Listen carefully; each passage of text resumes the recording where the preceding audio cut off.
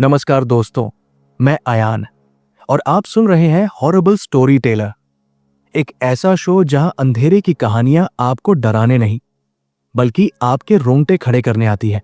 आज की कहानी सिर्फ एक डरावनी दास्तान नहीं है, बल्कि ये एक सच्ची घटना पर आधारित है जिसे सुनने के बाद शायद आप रात में अकेले बाहर निकलने की हिम्मत भी न करें।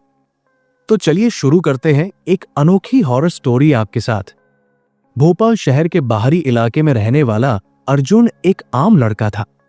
सॉफ्टवेयर इंजीनियर, होशियार, शांत स्वभाव का और अपने काम से मतलब रखने वाला। वो अकेला रहता था क्योंकि उसके माता पिता गांव में रहते थे और वो शहर में नौकरी करता था। टेक्नोलॉजी से लगाव इतना था कि उसे हर नया गैजेट चाहिए होता था और इसी शौक ने उसे उस मोबाइल फोन तक पहुंचाया जिसने उसकी जिंदगी बदल दी। एक रात अर्जुन OLX पर मोबाइल खोज रहा था। अचानक उसे एक महंगा स्मार्टफोन बेहद सस्ते दाम में दिखा, iPhone 13 Pro Max, केवल 12,000 में। एड में लिखा था, सीमित समय के लिए ऑफर, जल्द संपर्क करें। अर्जुन को यह डील कुछ अजीब तो लगी, लेकिन उस लालच में उसने बिना ज्यादा सोचे एड पर दिए नंबर पर कॉल किया। सामने एक बेहद धीमी और ठंडी आवाज आई, फोन लेना है, कल रात 12 बजे पुराने कब्रिस्तान के सामने मिलना। अर्जुन झिझका, पर फिर सोचा शायद कोई मजाक कर रहा है और अगले दिन ऑफिस से जल्दी निकलकर तय जगह पहुंच गया। रात का समय था, चारों ओर सन्नाटा और कब्रिस्तान के बाहर एक लंबा काला कोट पहने आदमी खड़ा था। उसका चेहरा अंधेरे में छिपा हुआ था। अर्जुन जैसे ही उसके पास पहुंचा, उसने बिना कुछ बोले एक काले कपड़े में लिपटा फोन उसके हाथ में थमा दिया और बोला, इसका पासवर्ड मत बदलना और रात में इसे चार्ज मत करना। अर्जुन घबराया, लेकिन लालच के आगे डर हार गया। घर जाकर उसने फोन चालू किया। फोन चालू होते ही स्क्रीन पर एक ब्लैक एंड व्हाइट फोटो दिखी। एक पुराना कमरा और उसमें एक औरत जो दीवार की ओर मुंह करके खड़ी थी। अर्जुन ने फोटो हटाने की कोशिश की, पर वो हटाई नहीं जा रही थी। जैसे ही उसने कैमरा ऑन किया, स्क्रीन ब्लर होने लगी और किसी औरत की परछाई सी दिखाई दी। अगले कुछ दिनों में अजीब चीजें शुरू हो गई। फोन में खुद ब खुद कॉल्स आना, पर स्क्रीन पर कोई नंबर नहीं दिखता था। हर बार एक ही आवाज सुनाई देती, तू अब मेरा है। अर्जुन घबरा गया। उसने फोन फॉर्मेट करने की कोशिश की, पर हर बार फोन रिबूट होकर उसी स्क्रीन पर आ जाता। धीरे धीरे उसे अपने घर में किसी की मौजूदगी महसूस होने लगी। कभी बाथरूम के शीशे में दूसरी परछाई दिखती, कभी कमरे का पंखा अपने आप चलने लगता। एक रात अर्जुन नींद में था, तभी फोन से तेज रोशनी निकली और जब उसने आंखें खोली तो देखा कि वही औरत जो फोटो में थी अब उसके सामने खड़ी थी। सफेद साड़ी में, बाल बिखरे हुए और चेहरा काला जला हुआ। वो चिल्लाई, पासवर्ड क्यों बदला? अर्जुन को कुछ याद नहीं था कि उसने कोई पासवर्ड बदला है, लेकिन अगले ही पल उसे याद आया कि उसने फेस ID सेट की थी और शायद वही गुनाह था।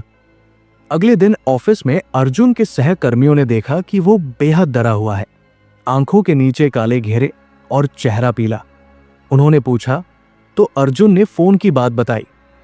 सबने उसे मजाक समझा, लेकिन तभी फोन की स्क्रीन अपने आप ऑन हुई और उसमें से वही औरत की चीख सुनाई दी।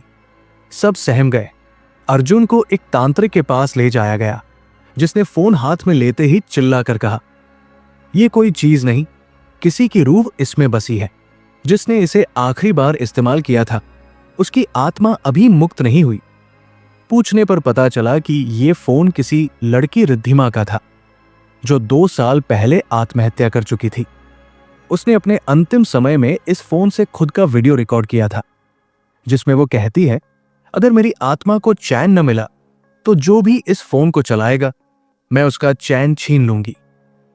अर्जुन ने फोन को तोड़ने की कोशिश की, लेकिन वो हर बार अपने आप ठीक हो जाता। उसे दिन में फोन फेंकने के बाद भी रात को वापस उसी जगह मिल जाता जहां वो सोता था। एक रात उसने उसे आग में जलाने की कोशिश की, लेकिन जलते हुए फोन से वही औरत बाहर निकली और बोली, अब कोई रास्ता नहीं। अर्जुन की हालत दिन ब दिन बिगड़ती गई। उसने खाना पीना छोड़ दिया और फिर एक दिन अचानक लापता हो गया। उसके रूममेट्स ने पुलिस में रिपोर्ट दर्ज कराई, लेकिन केवल एक चीज कमरे में बची थी, वही मोबाइल फोन जो अभी भी चालू था, और स्क्रीन पर वही आखिरी वीडियो चल रही थी जिसमें रिद्धिमा कहती है, तुम अगला हो। यह कहानी सिर्फ एक मोबाइल की नहीं, उस आत्मा की है जो अब हर उस इंसान की तलाश में है जो लालच के चक्कर में उसकी दुनिया में कदम रखे। कई टेक्नीशियंस, एक्सपर्ट्स और एक्सोरिस्म करने वाले तांत्रिकों ने इस फोन को छूने की कोशिश की, लेकिन या तो वे पागल हो गए या कुछ ही समय में दुनिया से चले गए। आज भी वो मोबाइल एक सरकारी फोरेंसिक लैब में रखा है, जहां कोई उसे छूने की हिम्मत नहीं करता। रात में जब लैब बंद होती है तो कहते हैं वहां से किसी के रोने और हंसने की आवाजें आती है। कुछ लोग दावा करते हैं कि उन्होंने उस फोन के कैमरे से खींची गई तस्वीरों में खुद को किसी पुराने कब्रिस्तान में खड़ा पाया है।